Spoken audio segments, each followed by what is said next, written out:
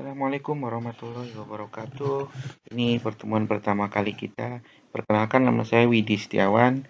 Kali ini kita akan membahas PMK yang terbaru, yaitu PMK 28 tahun 2020 tentang pemberian fasilitas pajak terhadap barang dan jasa yang diperlukan dalam rangka penanganan pandemi COVID-19. Oke. Mengapa sih ada PMK ini? Latar belakangnya untuk mendukung ketersediaan obat-obatan, alat kesehatan, dan alat pendukung lainnya untuk penanganan pandemi COVID-19. Jadi PMK ini memang ditujukan khusus untuk penanganan pandemi COVID-19. Cakupan insentifnya meliputi apa saja? Yang pertama adalah terkait PPN.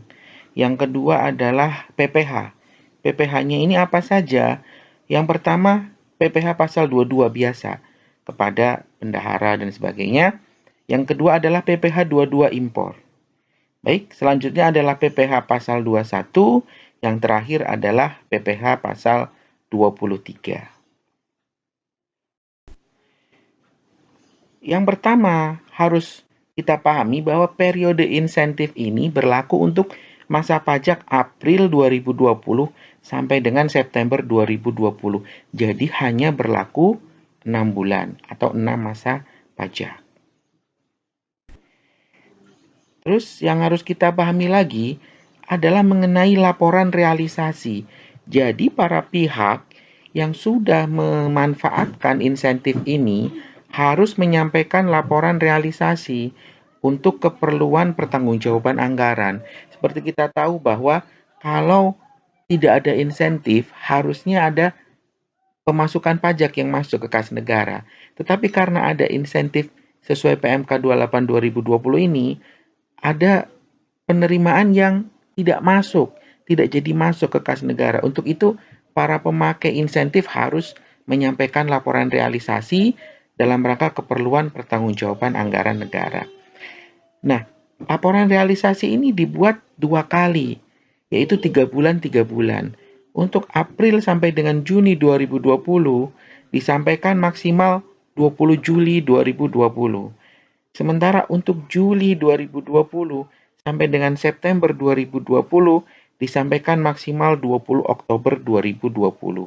Laporan realisasi ini berbeda ya dengan laporan SPT, sehingga laporan SPT tetap berlaku seperti biasa, namun setiap 3 bulan para pemakai insentif harus menyampaikan laporan realisasi. Oke, yang pertama kita bahas mengenai insentif PPN. Namun, sebelum masuk ke dalam pembahasan insentif PPN, mari kita pahami beberapa istilah untuk pembahasan insentif PPN ini. Yang pertama adalah pihak tertentu. Apa saja sih pihak tertentu? Pihak tertentu adalah badan atau instansi pemerintah. Selanjutnya, rumah sakit yang digunakan untuk penanganan COVID-19.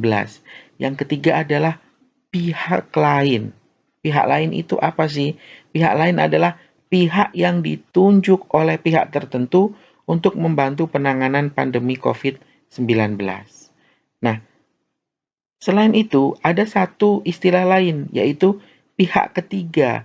Apa sih pihak ketiga? Pihak ketiga adalah pihak yang bertransaksi dengan pihak tertentu untuk penanganan pandemi COVID-19.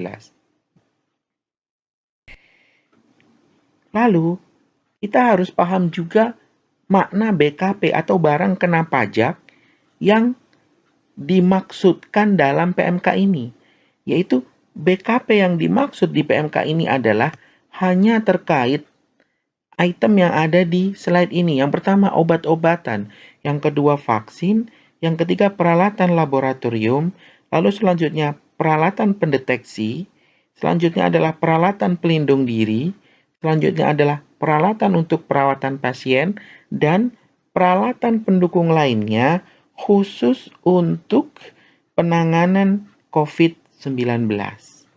Oke, jadi BKP ini terbatas hanya pada 7 item ini. Lanjut, BKP atau jasa kena pajak.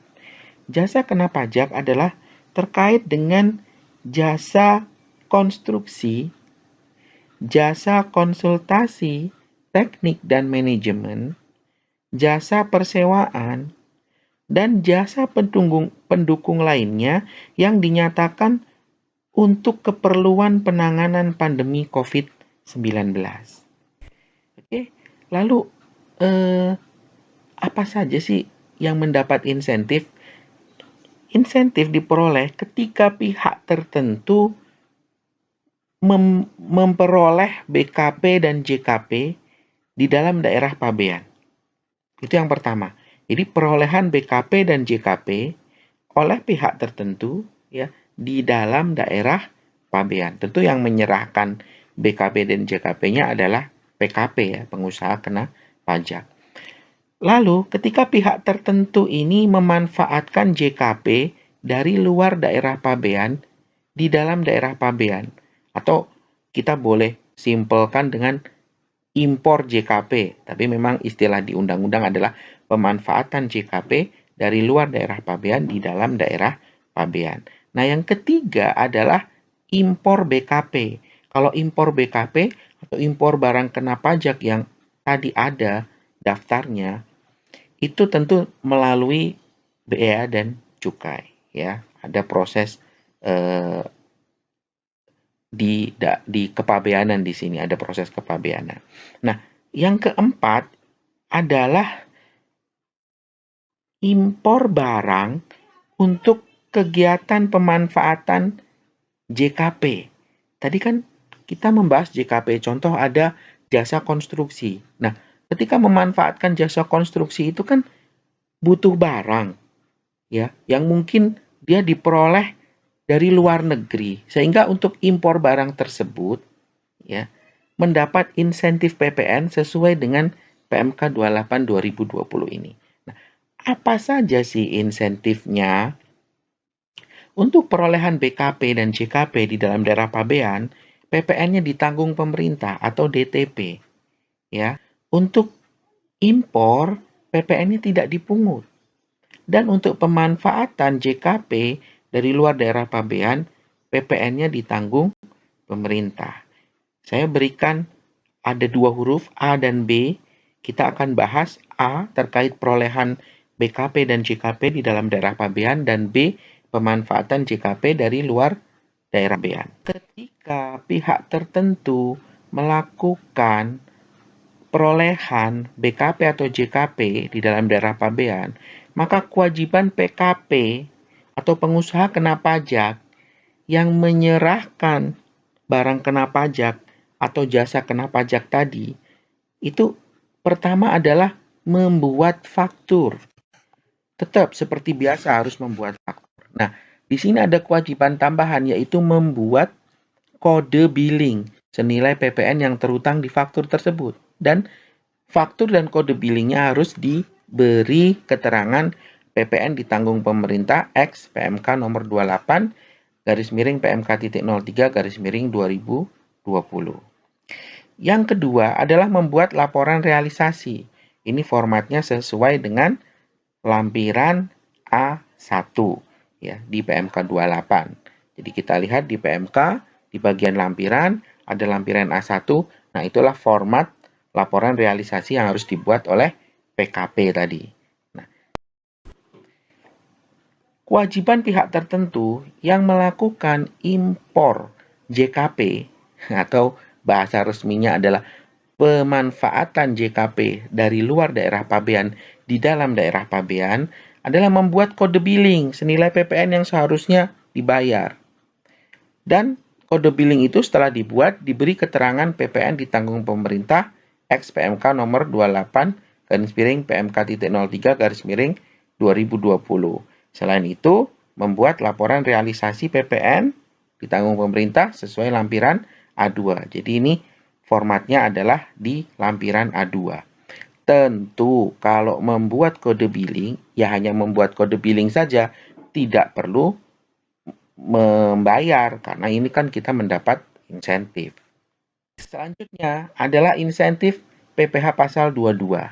Kita harus pahami dulu bahwa PPh pasal 22 terdiri dari PPh 22 biasa dan PPh 22 impor. PPh 22 biasa adalah PPh dipungut oleh bendahara, badan usaha tertentu, dan badan usaha farmasi. Contoh, kita menjual barang ke bendahara. Tentu kan ketika bendahara membayar ke kita senilai 100 misalkan, nilai uang 100 itu dipotong 1,5% oleh bendahara untuk PPh pasal 22. Sementara kalau PPh 22 impor adalah PPh yang dipungut ketika kita impor. Misalkan nilai impor kita 100 dan tarif PPh 22 impornya 2,5%, maka kita harus membayar 102,5. Itu yang disebut PPh 22. Oke, kita bahas mengenai barang. Apa sih barang yang dimaksud di sini? Barang terkait dengan penanganan COVID-19. Ada 7 macam.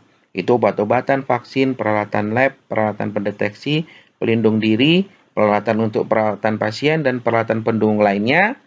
Bisa jadi barang ini bukan BKP, tetapi bisa jadi dia tetap terutang PPh pasal 22. Tapi karena ada insentif ini, maka dia tidak jadi terutang PPh pasal 22, baik itu 22 biasa atau pasal 22 impor.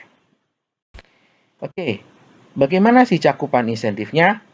Ketika pihak tertentu mengimpor barang atau membeli dari pihak ketiga, ya, misalkan dia ketika mengimpor itu dibebaskan dari pungutan pasal 22 impor tanpa mekanisme SKB, jadi nggak perlu mengurus SKB.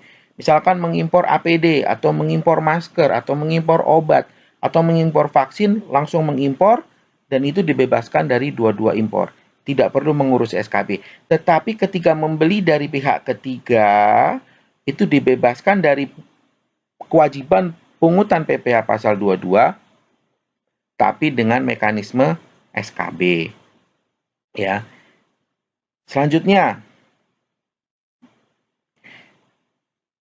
jangan lupa bahwa ketika sudah memakai insentif ini, wajib membuat laporan realisasi. Dia ada di lampiran E atau F.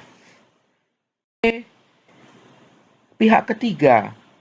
Pihak ketiga ketika menjual barang ke pihak tertentu, sebagai contoh ada badan menjual barang obat atau vaksin terkait dengan COVID-19 ke rumah sakit misalkan, untuk penanganan COVID-19, maka dibebaskan dari pungutan pasal 22. Dan uang yang dia terima kan full tuh, misalkan dari 100 rupiah tidak dipotong 1,5%, tapi diterima full. Tetapi harus dengan mekanisme SKB, artinya sebelum melakukan penjualan harus ngurus SKB dulu ya, sehingga dapat SKB dan si bendahara tidak memotong PPh pasal 22. Maaf, tidak memungut PPh pasal 22. Nanti setelah memakai insentif ini harus membuat laporan realisasi sebagaimana tersebut dalam lampiran F. SKB diajukan sesuai lampiran B kepada Kepala KPP tempat pihak tertentu atau pihak ketiga terdaftar. Jadi di mana mereka terdaftar, di situ ajukan SKB. Formatnya sesuai lampiran B. Ada semua di PMK 23-nya. Insentif pasal 21. Ini memang rada unik pasal 21. Yaitu dari tadi kita mengurus mengenai pihak tertentu, terus pihak ketiga, terus ada pihak lain. Nah, di sini ada WPOP dalam negeri. Jadi misalkan ada WPOP dalam negeri yang menerima atau memperoleh imbalan dari pihak tertentu atas jasa yang diperlukan dalam rangka penanganan pandemi COVID-19, dibebaskan dari potongan PPh 21 dalam masa pajak April sampai dengan September 2020. Misalkan tenaga medis, ya, sudah repot ketika dia mendapat imbalan dari rumah sakit, maka itu dibebaskan dari pemotongan PPh pasal 21 April sampai dengan September 2020. Dan itu tanpa SKB, jadi langsung saja, tidak ada ngurus-ngurus SKB dulu. Terakhir adalah insentif pasal 23.